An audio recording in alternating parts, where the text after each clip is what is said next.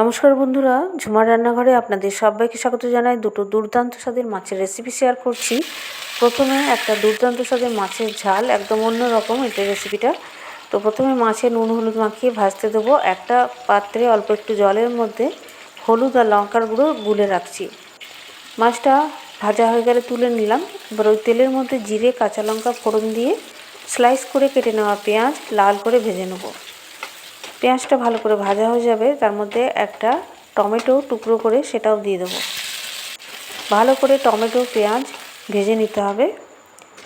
এই ভাজা পেঁয়াজ টমেটোটা উঠিয়ে রাখবো।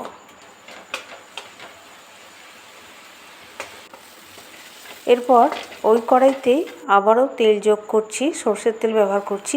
কালো জিরে কাঁচা লঙ্কা ফোড়ন দিলাম, চিরা কাঁচা লঙ্কা, হলুদ লঙ্কা যেটা গুলে রেখেছিলাম সেটা দিয়ে দিলাম।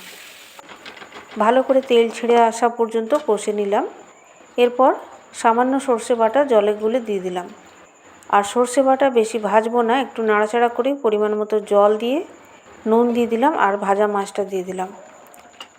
মাছটা যখন কিছুক্ষণ রান্না হয়ে যাবে, মাছটা সেদ্ধ হয়ে যাবে, তারপর পেঁয়াজ টমেটো যে ভেজে রেখেছিলাম সেটা মিশিয়ে দেবো।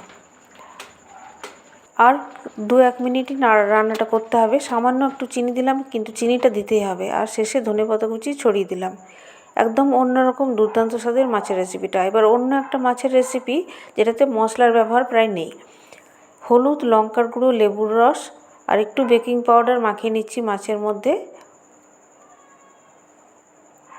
ভালো করে মশলাটা মাখিয়ে 15 মিনিট রেখে দেবো। এরপর ময়দায় কোটিং করে নেব মাছটা।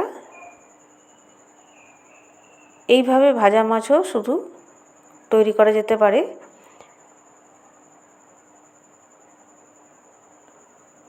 মাছটা হালকা করে ভেজে তুলে নিচ্ছি এখন আমি এই রেসিপির জন্য।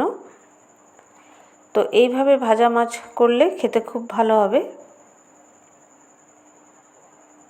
এবার তেলের মধ্যে তেজপাতা শুকনো লঙ্কা আর মেথি ফোড়নে দিলাম।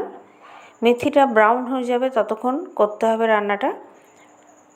দুটো চেরা কাঁচা লঙ্কাও দিয়ে দিলাম। এখান থেকে কিছুটা ফোড়ন তুলে রাখবো।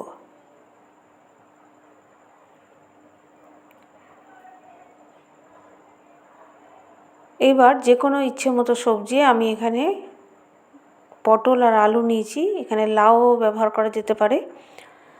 তো আলু পটলটা একটু ভাজা ভাজা করে নিতে হবে। নুন দিয়ে দিলাম আর হলুদ দিয়ে দিলাম।